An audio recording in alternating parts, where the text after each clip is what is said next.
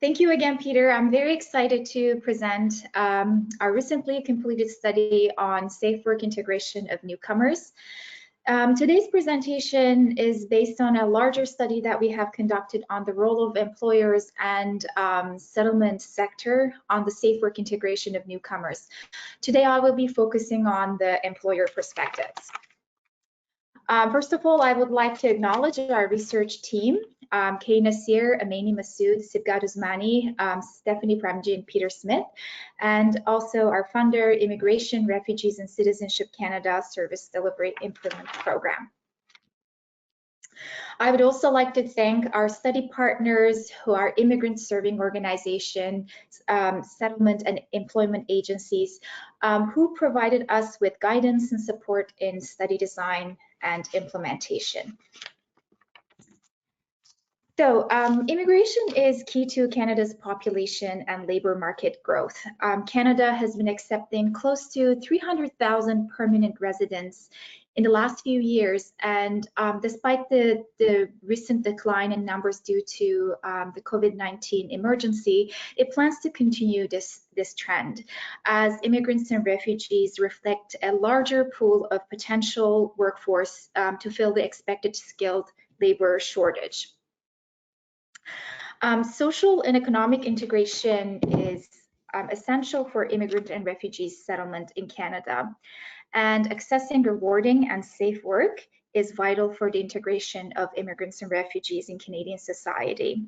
However, many recent immigrants and refugees experience challenges related to language barriers, limited professional networks, devaluation of their foreign credentials and experience.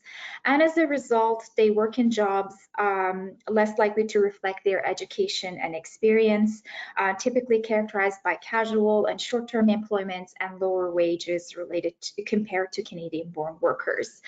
And this precarious situation also have implications for occupational health and safety. Compared to non-immigrant counterparts, immigrants and refugees are more likely to more likely to perform physical and demanding jobs, exposed to occupational health and safety hazards, and are less likely to receive formal job training on occupational health and safety and lack occupational health and safety protections.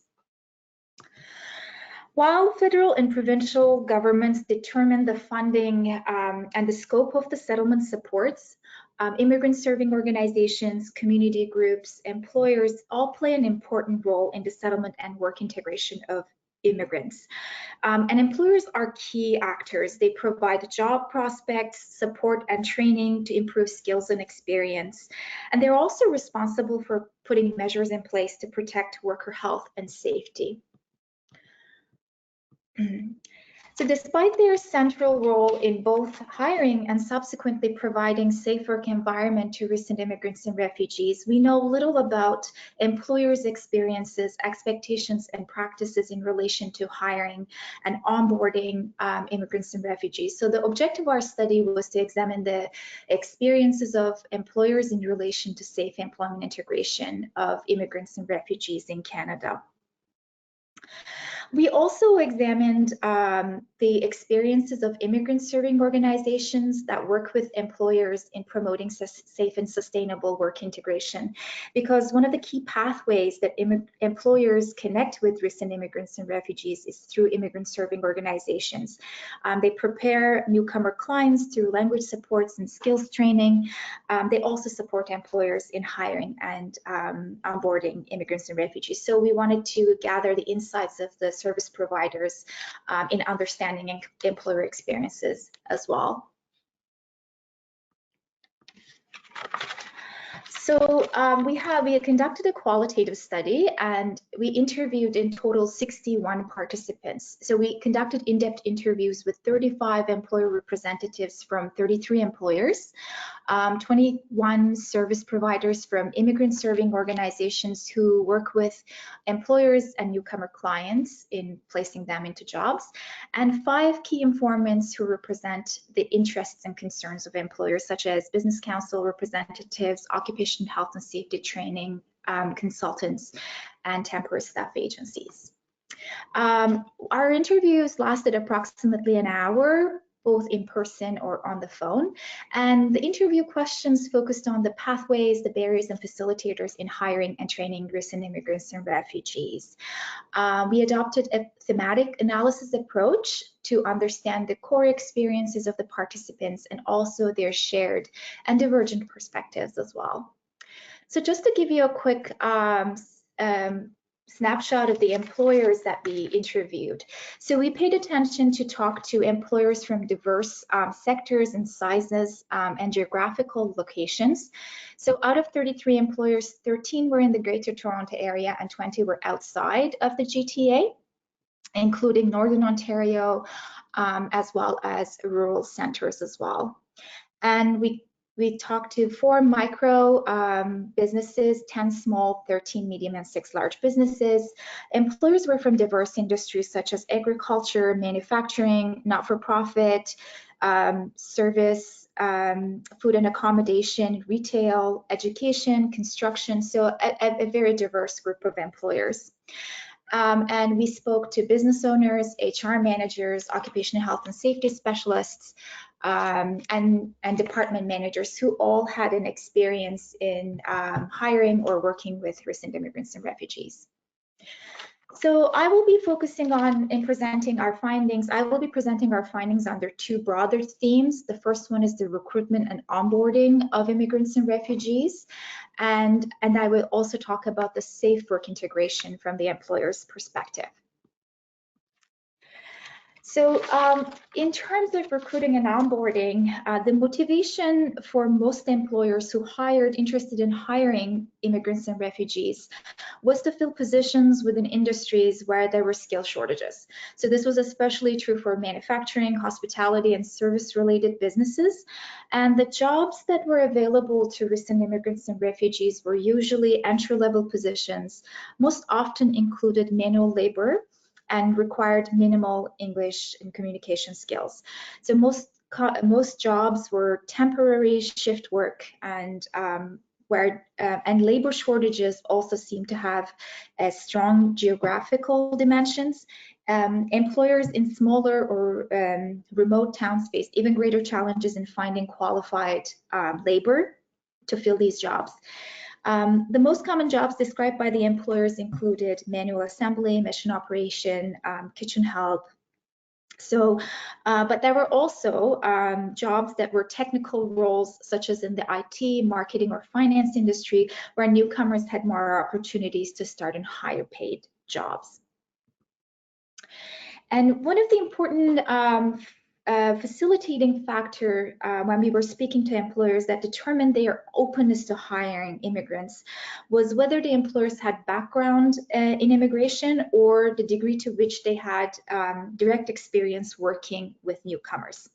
So these employers had familiarity with immigration and they talked about some of the challenges that newcomers faced when settling and attempting to work in Canada, and some drew on their own struggles while trying to find jobs. Additionally, some employers described evaluating newcomer workers' job applications more holistically because they were familiar with the issues that they were facing. For example, one employer who came to Canada as an immigrant shared that when screening through the resumes, she attempted to focus on newcomers' potential. I was a newcomer and immigrant here, so I am part of the minority. So I always try to give newcomers understanding their background and knowing their potential. I truly feel I have that level of empathy to say, I understand that they have the potential, but just not being given the opportunity. So when we were talking about the recruitment and onboarding, employers discussed language and cultural fit in terms of the things that they're paying attention to, and also the challenges that they're experiencing relate to these themes.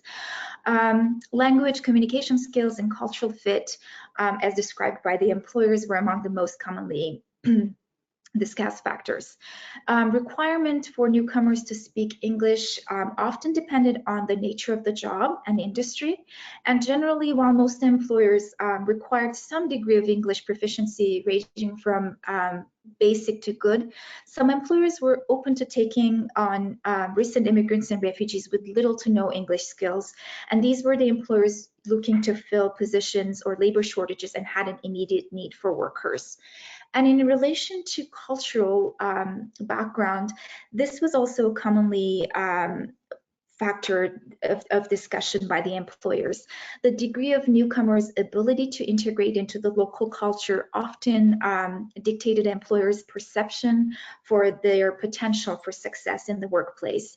And these conversations usually rooted in the assumption of cultural differences between Canada versus newcomers' home countries, and there were comparisons made by the employers in relation to work ethic of immigrants. Employers provided language supports and engaged in cultural onboarding. So, for example, the types of language supports available to newcomers really depended on the capacity of the employer and size of the employer as well. Larger employers had more formal practices such as translation, language classes. However, especially medium and small businesses, but almost all employers really relied on in-house methods in language assistance. So, for example, relying on coworkers for language help, or sometimes employers coach newcomers themselves depending on their time and willingness. Regarding cultures, some employers discussed assessing how well they believed the newcomers had integrated into a Canadian way of life, and they engaged in cultural onboarding. Well, what that meant really depended on how the employers described this and their own expectations from newcomers. But mostly there was an emphasis on behavior modification. So basically teaching the newcomer workers the ways to behave in the workplace and also helping them to adopt certain attitudes and soft skills to help them with the integration into the society. So for example, one medium employer said, we make a big deal in the job coaching of what is it that employers are looking for. People who follow rules, show up on time, what the next employer will want. I'm trying to help you so that you can be a long-term productive member of society in Canada. Employers also played an important role in the settlement of their recently arrived workers. So these types of supports ranged from helping with housing, transportation, communication with financial institutions, healthcare providers, or even helping them to set up cell phones and assisting with visa issues. Because the legal status of newcomers added an additional layer of complexity for some employers, especially the ones who are hiring from abroad, helping them with work permits, sometimes described by some of the employers as a full-time job. And geography also magnified these challenges, especially in small centers and rural areas. These limitations of recruiting and training workers were salient, especially around housing and transportation. And we also spoke to employers around safely integrating recent immigrant refugee workers into the workplace. So most employers reported that their newcomer workers had little to no knowledge of occupational health and safety when they started work. They were described by employers as not being aware of workplace hazards and safety rules and practices required for the job. Indeed, this was also echoed by the service providers in our study, and they mentioned similarly, most of their newcomer clients lacked safety knowledge and awareness. And this lack of safety knowledge was often attributed to different safety standards practiced in the recent immigrant refugee workers' home countries.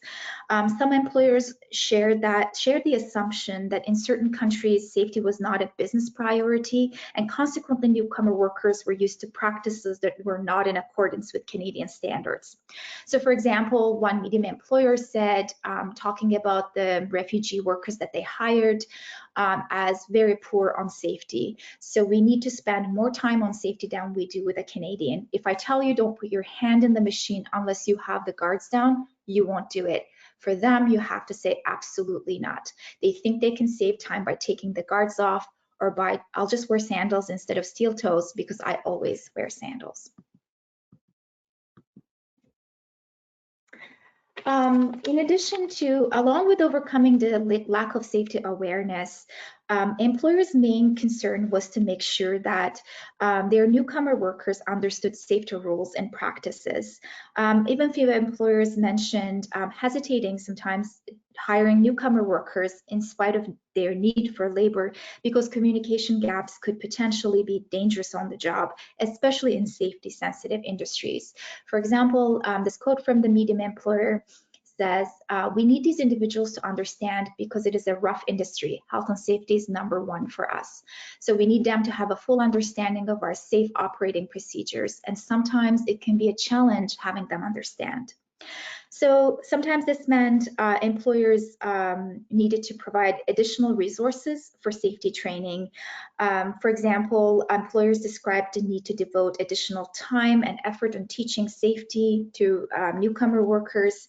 And some said they had to draw hard lines and show zero tolerance for unsafe behavior. And in some employers, such as especially small employers, talked about supervising or monitoring the workers until they make sure that they learned to do the job in a safe manner. So there was a lot of observing and correcting, but this was challenging at times because sometimes the employers said that they were not sure whether the workers really understood some of the safety issues. In addition, cultural challenges were often cited by employers as a key culprit behind challenges experienced related to occupational health and safety. Some employers in industries where personal protective equipment was required reported experiences challenges related to restrictions that some newcomer workers of certain cultural and religious communities had in using protective equipment. Employers found themselves in sort of a new territory where they had to find ways to enforce safety while also being respectful of diverse cultures and religious practices. So this is a quote from one of the examples. An employer shared that they hired women refugees and who showed up to work wearing long skirts and scarves. And the employer said that that was a safety hazard because it could get caught. And I think the challenge there was to wanting to find a middle ground by showing workers that they respected their cultural and religious practices, also remaining committed to keeping them safe. So I said, I know it's your religion and I respect that, but this is safety. So they all come in with pants under their skirts, still had their scarves, but wearing toques. So that was fine. That was very new for me, and I didn't even think of that ever potentially happening. The more that I work with different religions, I'm going to run into different things. So, and also some employers similarly described a bit of a learning curve in terms of working with these different practices. We also spoke to employers around their resource needs around occupational health and safety. So especially small businesses and some employers experience resource capacity challenges related to occupational health and safety. So while large and some medium businesses did not experienced many challenges in terms of accessing information around legislative changes, employment standards, and occupational health and safety. Small businesses owners talked about not having the time and the resources to keep up with these challenges. So human resource capacity was an important factor in order to employers to have adequate occupational health and safety information, policies, and practices. One key informant who was an occupational health and safety professional echoed that many employers are in dark about changes in regulation to for safety. These were especially small businesses. So this key informant quotes, it's one thing to be a large corporation with a safety team, but we have massive amounts of small companies or two-man teams with literacy rate issues. I would say 90% of them are overwhelmed by what their responsibilities are and trying to keep up with what they are supposed to be doing.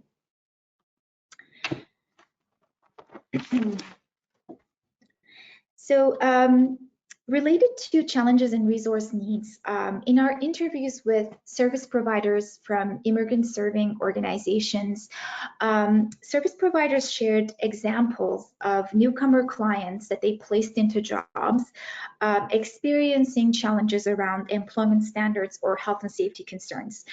And usually these clients came back to service providers asking for help as they did not know what to do or how to speak to their employers.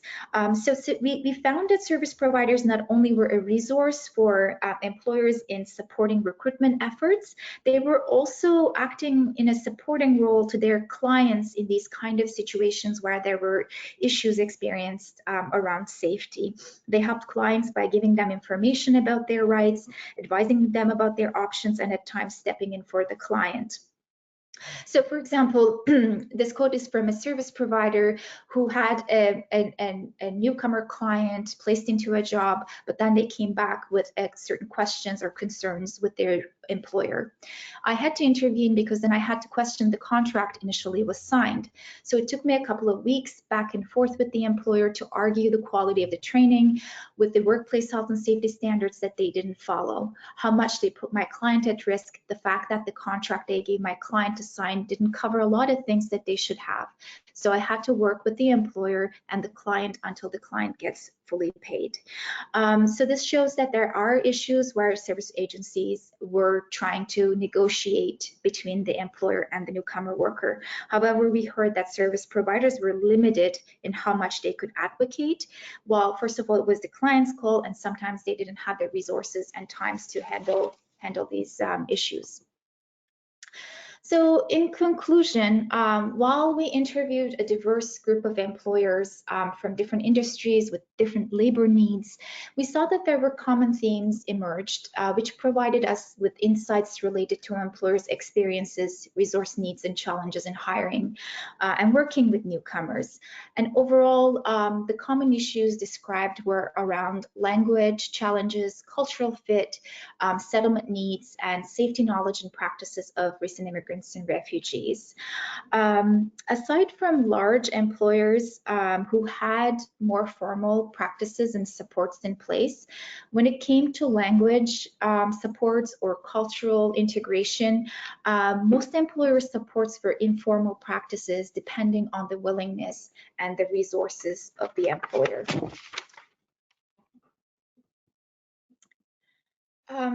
As I mentioned earlier, newcomer workers start their first jobs with limited knowledge of safety, and employers are responsible for providing occupational health and safety training and orientation, and also as well as worksite specific training. But our findings show that employers may lack resources, especially around language, in providing training to recent immigrants and refugee workers. Sometimes they may lack the practice policies and practices in place, and also they may not always know how to work with cultural diversity. Therefore, it is important to provide resources to employers who hire newcomers, especially small businesses, on managing health and safety and injury prevention in a more linguistically and culturally diverse workplace. And one of the findings in our study was the important role that immigrant service agencies can play in terms of help with recruitment and onboarding, but also providing support to employers in safe work integration as well. However, this requires sustained resources and funding to immigrant serving agencies as well. Well, in addition to talking about settlement agencies, we think that successful integration of newcomers in the labor market is a result of involvement of diverse group of stakeholders at the federal and provincial level. That includes employers, immigrant serving organizations, business councils, local partnerships, settlement agencies, and policymakers. Identifying successful hiring and onboarding and retention practices can help employers better integrate their newcomer workers, and also providing supports to them to successfully incorporate these practices could be a key discussion point for regulators and policymakers. And we believe that occupational health and safety awareness and safety of workers require an integrated and systemic approach. So regulatory bodies can proactively promote and enforce occupational health and safety training and make resources more accessible and culturally and linguistically sensitive. And of course, our study has some limitations. We interviewed 33 employers from different industries.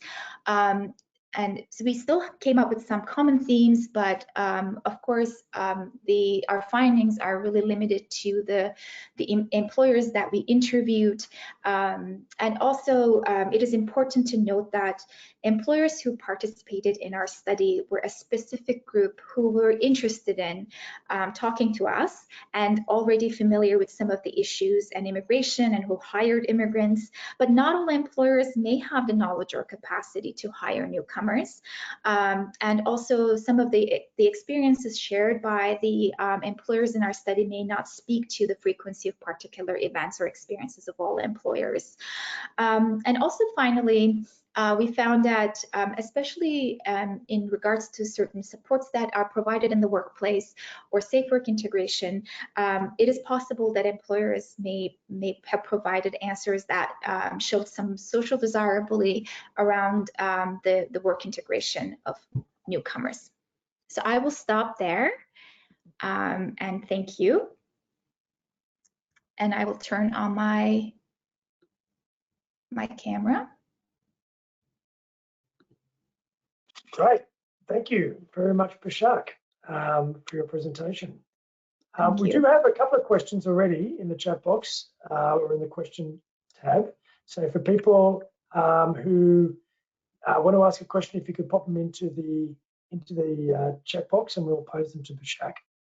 The first one, Bashak, is from Carl Flecker, who you know, talking about language and cultural fit issues. And the question is, did you find that employers commented on the language and cultural fit issues on the basis of the perception of what they imagined or on the basis of the experience once they had hired a newcomer? That's a really good question. Most of the times when we were analyzing our study, our interviews, and especially around culture and language, they did provide a lot of examples in terms of their own experiences, but we found that this really depended on the employer's perspective of what culture meant and how they perceived cultural differences. One of the interesting things that we found was sometimes, and this is interesting because we did not prompt culture. However, almost all employers started talking about that. And it really depended on what they perceived as what a cultural integration looks like, or their own perceptions of differences between Canadian culture and workers' home culture in their home countries. And the other piece that I want to mention is, so this is when we were looking at the data, and sometimes what employers really attributed to culture may not be cultural. For example, there might be certain limitations in the settlement integration of newcomer workers. Let's say that made them show up late to the workplace because they might have some childcare needs or transportation issues, but this could be perceived as cultural differences by some employers. So overall, I think the answer is it really depended on the perception of the employers, but they talked about these as their own experiences. Right, thank you, Bashak. Carl, I hope that answered your question. While we're waiting for other questions, Bashak, I might just ask a question myself, or just maybe give you a little bit of time just to elaborate a bit more on the roles of the settlement agencies. So, I mean, the coordination between the settlement agencies and employers and recent immigrants may not be familiar to everyone in the audience. So I was wondering if you could maybe just comment a little bit more on the role that the settlement agencies play and how they get involved and how they're sort of connected in the work integration process. Sure, and as I mentioned at the beginning of my presentation, so this was a larger study where we spoke to service providers as well in terms of their role in the work integration.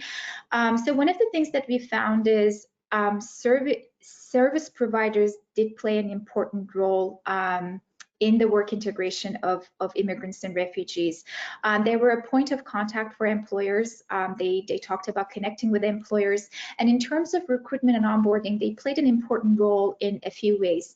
So one of them was to help employers become more familiar with the transferable skills of newcomer workers. And sometimes they were basically one of the things that they did is, for example, if there's a group of newcomer clients lacking language skills, they really try to communicate to the employer other things that these newcomers can contribute to their workplace. So they created this, that they were this point of contact and a connector. They also provided language supports to employers during recruitment.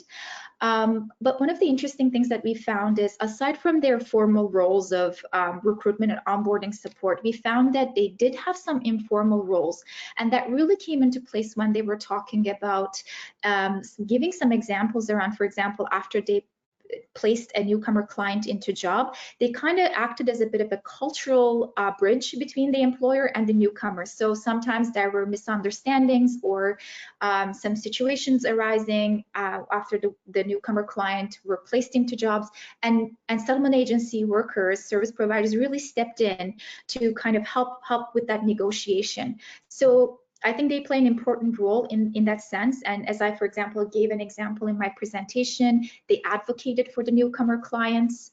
And from the employer's perspective, we spoke to approximately half of the employers we spoke to had some experience with settlement agencies, working with them and hiring from them.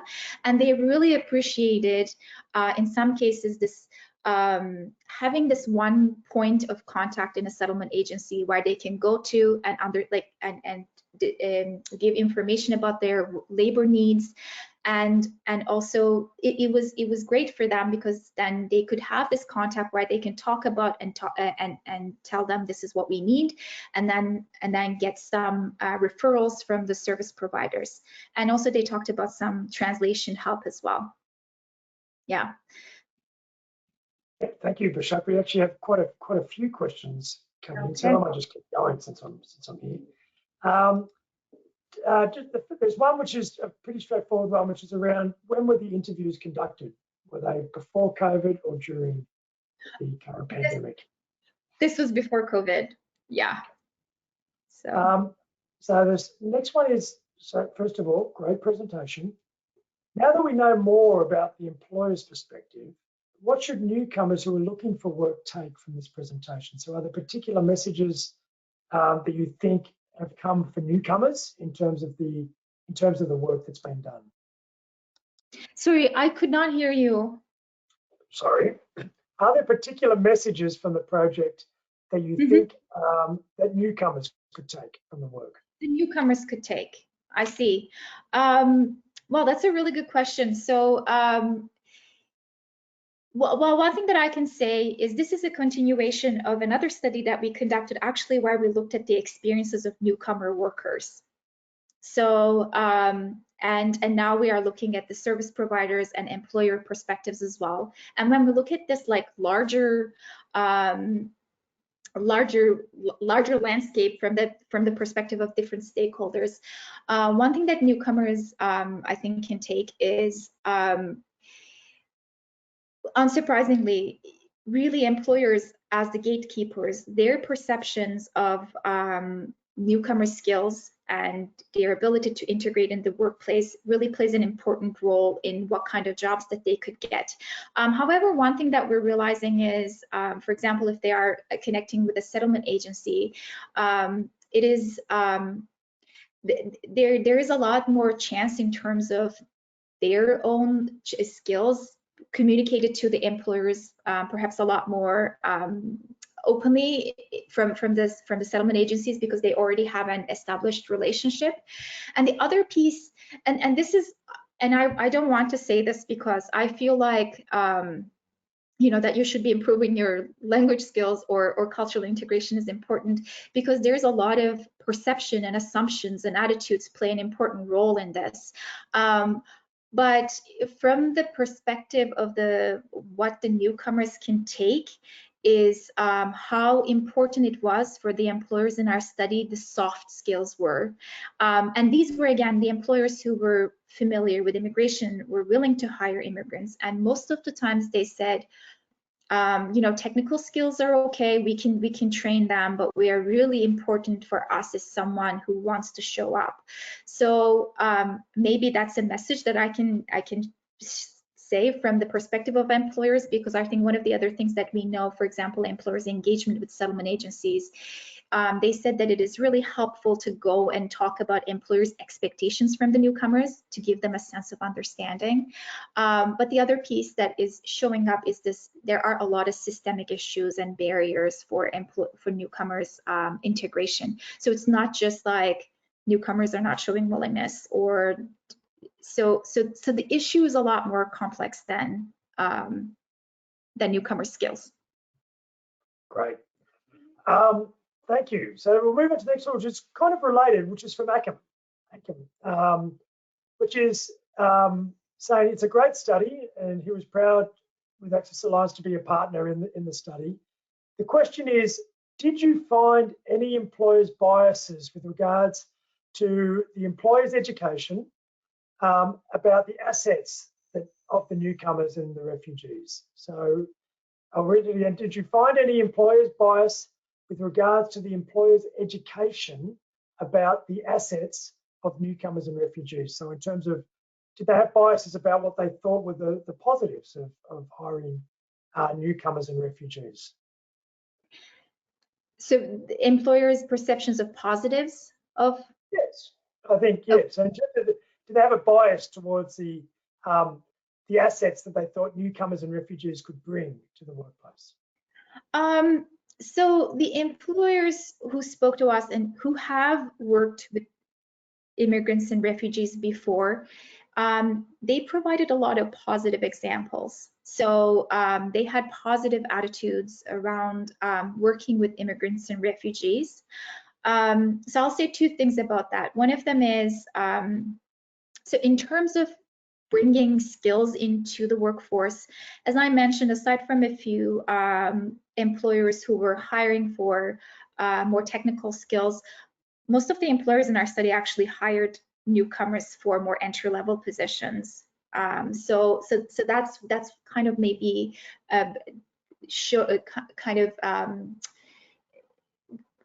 that really impacted our findings around, like, you know, these perceptions. So one thing, what I could say, they had positive experiences working with immigrants. However, as I mentioned, these were mainly filling labor shortages. But one interesting that happened that we heard from employers, and also this is an interesting issue to think from the perspective of service providers, immigrant serving organizations as well. Most employers said that it was hard to hire immigrants with higher education and experience. So they were a little bit hesitant because they had these perceptions that these newcomers will have higher expectations, they're not going to be happy, and they had unrealistic expectations from the employer. And it's interesting because this showed up in some of the service provider interviews as well, in terms of managing the expectations of the newcomers with higher education and experience. So they were happy with hiring people from language challenges or for entry level, but some employers talked about that. So I think this raises an interesting issue of the problem is newcomers with education and experience can't move into the jobs that are commensurate with their with their professional credentials. And also at the same time, there's a bit of a management of expectations going on, both from the perspective of the service providers and employers as well.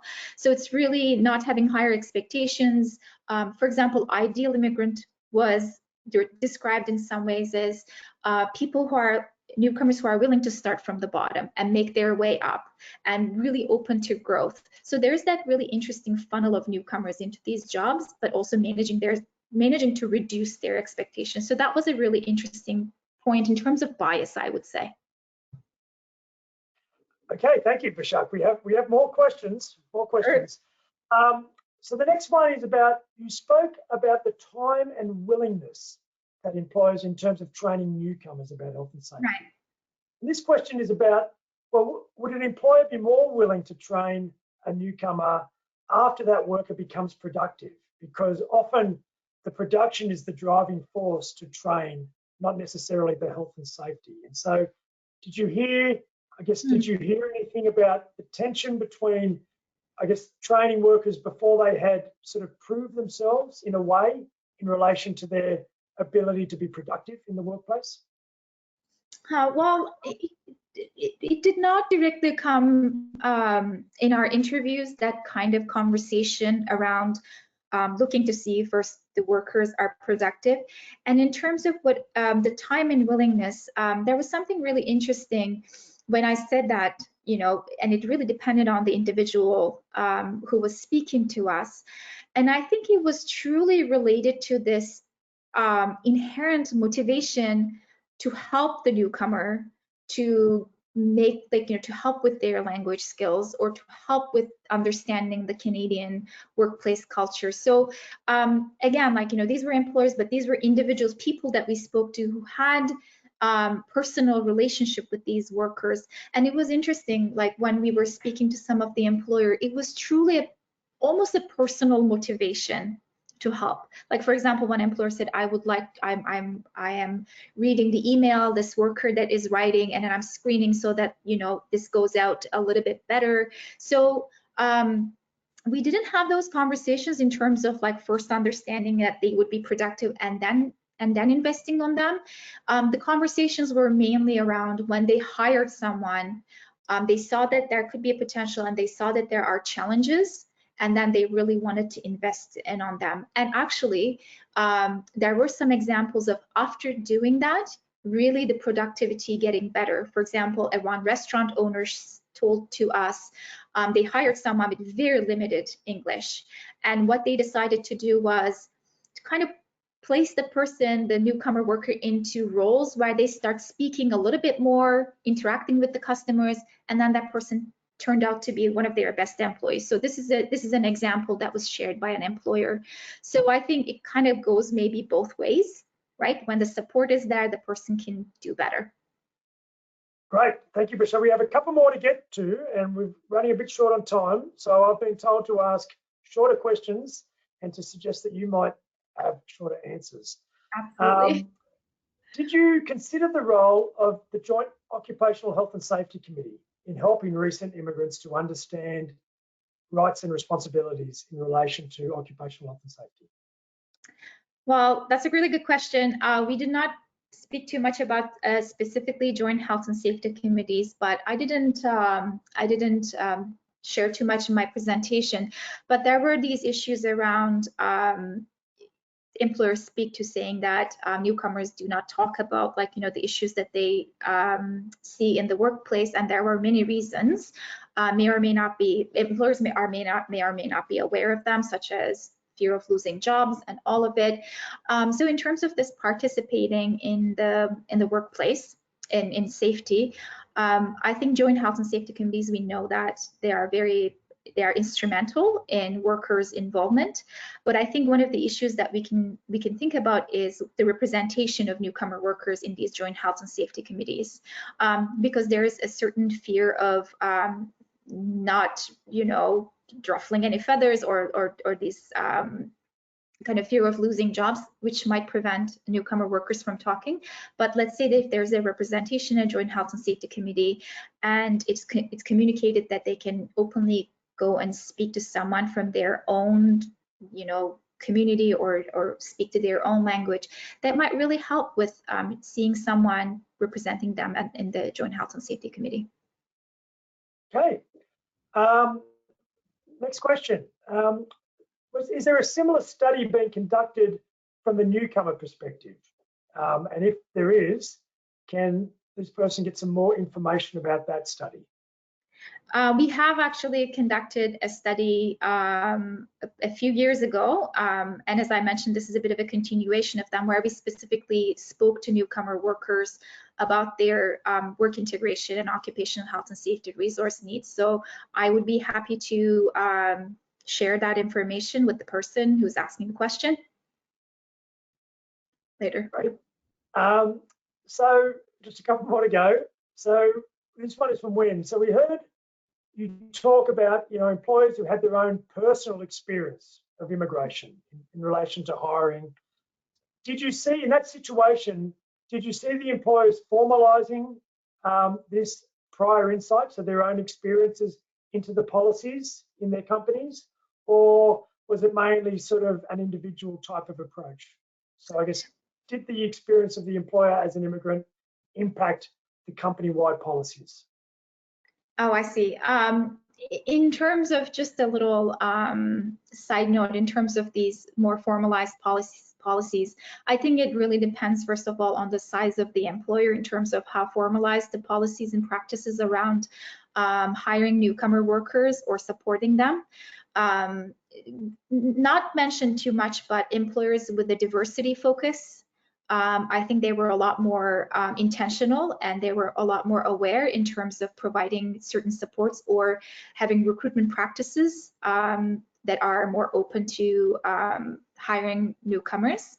So not much. It was interesting because we saw that diversity was not talked too much about, like, from by the employers in terms of the hiring of recent immigrants and refugees. As I mentioned, like, larger employers probably have a little bit more formal practices around that. But when we speak to smaller employers, they do not have many formal practices anyways.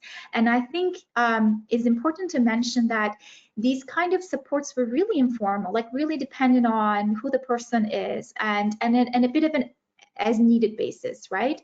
Especially when I'm talking about looking at the resumes and evaluating them more holistically. Maybe there's a little bit more formalization in terms of language supports and translation, but truly in cultural integration, aside from one or two employers who had more of a formal cultural onboarding process, it was basically very informal in terms of communicating these supports. Yeah. Okay, thank you, Bashak. So I have one more question. Just for those people who are on the chat, there was a few people who expressed an interest in hearing more about it from the newcomers perspective. And I would just direct people to your email, which is on the presentation, which is byanar@iwh.on.ca, or they can hit you on Twitter at Bashak Yanar if people want to hear more information about that study. This is the last question I currently have in the question comments, which is around immigrants and refugees. So the study has immigrants and refugees as a group, but immigrants and refugees are different in terms of the skills that are in demand. And the question is, have you found any differences in the experiences of immigrants and compared to refugees in relation to finding employment? From the perspective of the employers for this study, or? Well, I guess based on this study, but also in general about differences in the experiences of immigrants compared to refugees. Yeah, I mean, we know from the literature that refugees experience additional challenges in relation to finding employment, because we know that especially economic immigrants, it's more of a planned move. But for example, we know probably people can relate to this in terms of what we experienced with the Syrian refugee influx that we had in the past few years. So with the refugees resettlement, it can be unintentional and involuntary, and also refugees have different trajectories in terms of in their pre and post arrival. So they usually spend time in transition countries, so they do face additional challenges, especially around language as well. For example, when Canada is accepting immigrants, especially economic class immigrants, they have to meet a certain criteria of language and education. But for refugees, it's different. So they do have different experiences in terms of their labor market integration, and we know that it takes longer for refugees to catch up with their non-immigrant counterparts in terms of the work level and wages as well. From the perspective of the employers in our study, some of the employers alluded to challenges that they experienced with working with immigrants and refugees, we really did not differentiate that for them because we wanted to understand their own experiences. But they talked about like providing a lot more settlement-related supports to refugees and also language as well. Great, thank you, Bashak. So that's the end of our questions for today. If people do have follow-up questions, again, I would encourage them to drop Bashak a line at byanar@iwh.ca. Sarah's also put your email in the chat box as well. So thank you very much, Bashak, for your presentation. Thank you, everyone, for attending. We've had over 100 people attending today's presentation, which is great. Our next speaker series presentation will be on November 10th. And again, if you want any other information on the speaker series, please go to the IWH website and just type in speaker series and it'll come up. Thank you, everyone, for attending. Thanks again, Bashak, and enjoy the rest of your day. Goodbye. Bye-bye.